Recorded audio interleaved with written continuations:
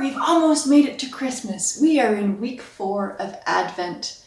A special shout out this week goes to Justin and to Charlie and to Abby. Thank you for joining me each week, and I hope that you have some fun getting creative with me as we explore the 4th week of Advent this week.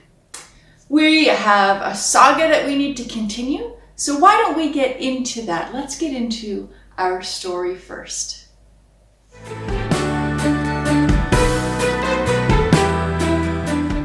So let me pull out our story cloth. And we'll start at the beginning. As we remember, in the first week, we had 1 candle, and we had our hand pointing to remind us of the prophets, the messengers who came to shout out to the people to say, hey, pay attention. You need to look for God, and this is where you'll find God. So we have the scroll reminding us, we got to look for hope, because God is there with us through it all. And then our second week, we continued on our journey. We had another messenger. This time, we had an angel messenger. Our angel messenger came to Mary and Joseph and told Mary and Joseph that they would be the bearers of peace to the world, and that peace would come in the most unusual shape. It would come in the shape of a baby, but that they had to trust. They had to trust, and they had to travel to Bethlehem, where they would give birth and bring peace into the world.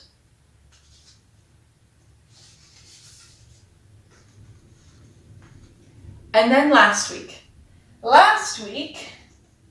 we met some shepherds.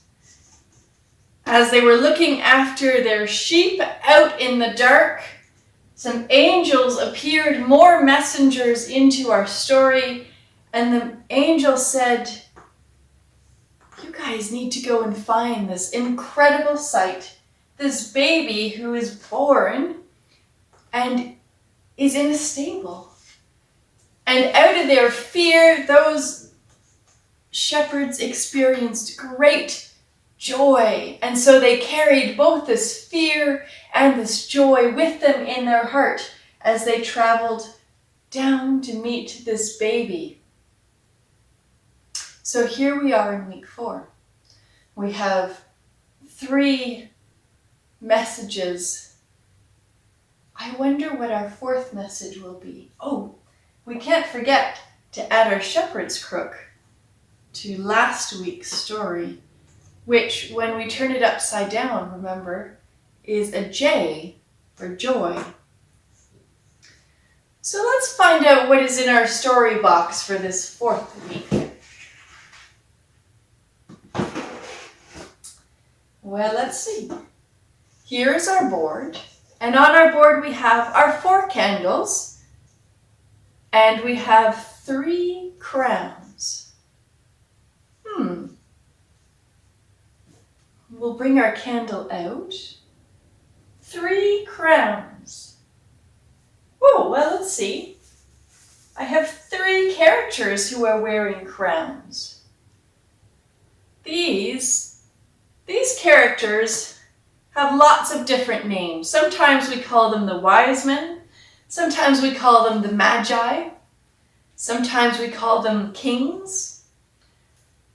The story says that they were astronomers. They were people who would watch the stars, and they would tell the future based on how they saw the stars. So in a way, the Magi were messengers. They used the messages they read in the stars to tell people what to expect. A little bit maybe like prophets. They were people who were alive and who shared their wisdom. And one night, we're told, they saw a very special star appear. And they very much believed they'd never seen a star like this before. And so they knew that this star indicated something incredible was about to happen. And they knew that if they followed this star, they would find out what that was. And so these 3 wise men, or 3 kings, or 3 magi, or 3 astronomers started their journey towards finding this new king. Because back in that time, the only thing that could be special enough to appear under a star like this would be the birth of a king. And so they went to try and find this king.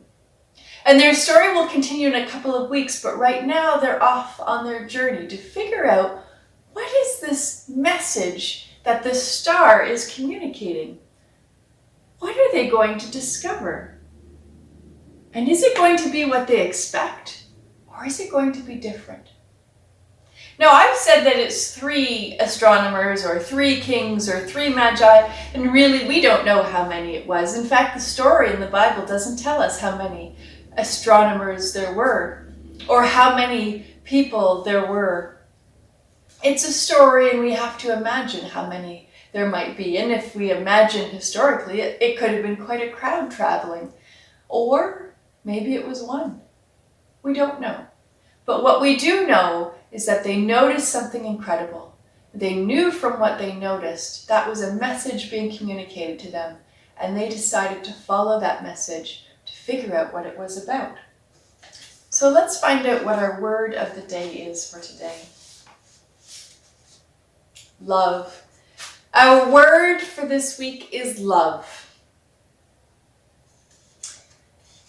Our astronomers, as they set off on their journey, they set off with all of these things, with hope and peace and joy, but most of all with love for whatever this great discovery would be. And so on their journey, they packed gifts, and they packed that love to bring that to whoever this child would be.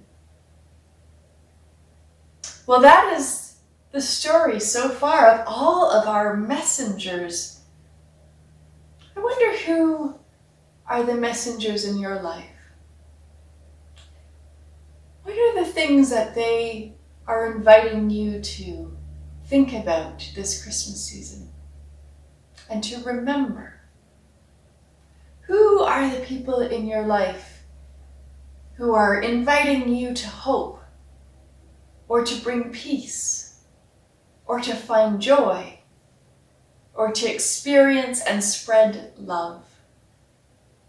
In this story, we find messengers of all kinds. We have people of long time ago, we have angels, we have sounds, we have light, we have stars, and we have our hearts.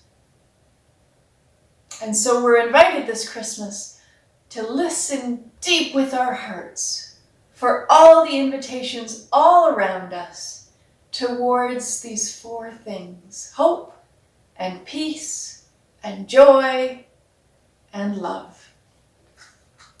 So let's light these 4 candles, these 4 messages for us.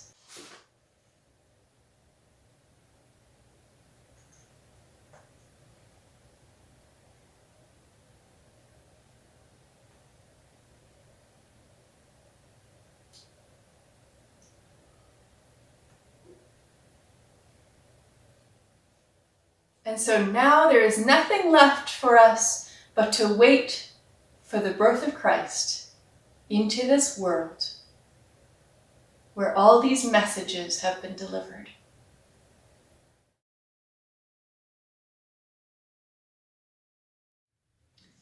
Well, for our craft today, we're going to skip ahead a little bit in our story about the astronomers, because this is a story that we will unpack a little bit in a couple of weeks, when it's Epiphany, when we celebrate the arrival of the astronomers at the baby Jesus's birthplace. But we thought, I'll just hint at that, because we know that when the astronomers arrive, they bring gifts with them. And part of our gift-giving tradition is based a little bit on this story, that people brought gifts to the baby Jesus. It's been kind of unfolded over time, and we have lots of other traditions that have mixed in there for us to exchange gifts at Christmas time. But it's one of the stories that we remember when we exchange gifts, is the story that people brought gifts to the baby Jesus. And if we're going to bring gifts, we need gift tags. So since we have Christmas coming up this week, maybe you need some special gift tags to put on things that you can then give to your family members and your loved ones. So we're going to make some thumbprint gift tags. And here's some ideas of what we can do. We can make or lights and a Christmas tree and a reindeer. And these are just 3 ideas, because I bet you once you get started thinking about what you could turn your thumbprint into, you could come up with any number of ideas. But I'll show you how to get started, and then I'd love to see what you come up with for your gift tags. So what we'll need for our gift tags are some pieces of paper. I just took normal piece of paper and I cut it into, I cut it in half lengthwise and then a little bit. I really made up my own size. So you can make it any size you like. You could even turn this into a card if you want to, but I like the idea of just a little gift tag with the name of who it's being given to and your name and a little design. So, little piece of paper, the size that you want. And then to make our thumbprints, I have 3 ideas. The first one is that we can use washable markers. And you can use washable markers to color your thumbprint in and put it down. If you have these stamp pads, this is also a nice, easy way, and you can put your thumb in the stamp pad, and then you can use that. And the third way that I'm not going to get into today, but if you want to do this at home, you can do this too, is to get a little bit of paint out and put a little bit of paint in a tray next to you, and then you can put your thumb in the paint in the tray. So I'm going to leave it up to you to decide how you're going to make your thumbprint. Will it be with markers, with a stamp pad, or are you going to get your paint out? While you come up with that decision, let's get into figuring out how to make our designs. Here we go. So you'll see here on my box, I have 3 different designs that I've made, all using my thumbprint. And I'm going to start by making another reindeer. This reindeer I made with a brown marker. So I'm just going to take the brown marker and I'm going to color in my thumbprint like this. Just like that. And once it's all colored in, I'm going to take my thumbprint and put it on the piece of paper and squish nice and hard. Okay, so now you see I have a nice brown thumbprint there, and now I'm going to get creative. I'm going to grab some markers and I'm going to add the details. So he's going to have, or she, a couple of ears. I'm going to draw some ears at the side. There we go. A couple of cute ears. And my reindeer needs some antlers. So I'm going to make those look kind of like branches.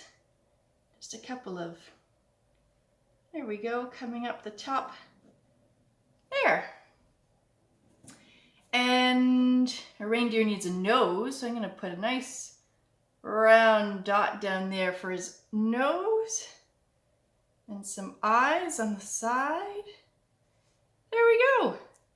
That's pretty cute. Just going to add a little bit there. There. And you know, you could turn this into Rudolph too if you added a red nose instead of a black one. But there's my reindeer. Easy as that. So now, when I want to add this to a gift, I'm going to go to, and I'm going to put somebody's name and from, and then I'm going to sign my name, Jen. And there's my first gift tag. Well, that went quickly. How about we do a second one? Let's try the stamp pads this time. And I'm going to do another Christmas tree. So I'm going to grab my green stamp pad. You know, when I go to the store these days, I think Christmas trees come in all colors. So I've put green on my thumb, and I'm going to add the first one at the top. That's gonna be the top of my tree. And I'm gonna go get my thumb covered in green again. And now I'm going to do 2 thumbprints next to each other, about halfway down the first one.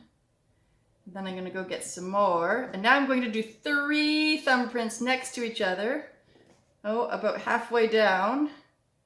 There we go. And now it's beginning to look like a triangle. And I think my first thumbprint at the top needs a little bit more help. So I'm going to dip that in again. There we go. Maybe my second row does too. There we go. Okay, so there is my green triangle.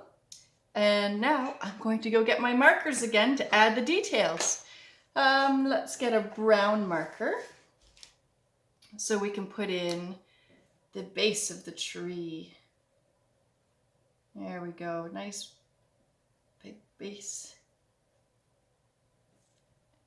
And I want a star at the top of my tree. So I'm going to put a star in. There we go. Nice bright star. Do you remember what part of the story the star comes from? We just heard about that star as one of our messengers, didn't we? How about some garlands? I think a nice pink garland. Put a garland through the tree. I'm just going to do a swirly garland like that. There we go.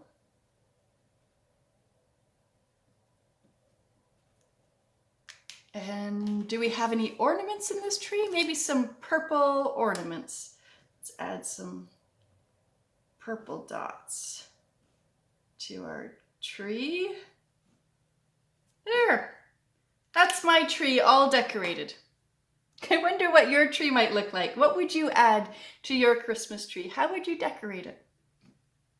Well, now I have a wonderful collection of 5 different gift tags. I could keep going. You see how fast these are. This one here is just a mixture, and you do a bunch of thumbprints and then add a line through so it looks like a string of lights. Or you could do snowmen. That might be easier if you have white paint. But then again, your snowman could be any color. Well, there it is, my friends. 5 gift tags that I have ready to add to some gifts that I'm going to give away this week. I hope that you have some fun making your gift tags. I hope that the people you give those gift tags to love the things that you have given them and appreciate the thought and the creativity and the love that you put into thinking that gift out and putting that tag on it for them. So until next week, may you have love in your heart to give. May you have joy in your heart to share. And may you have strength in your heart to lift others up. Happy Christmas, my friends. Enjoy the week ahead. See ya.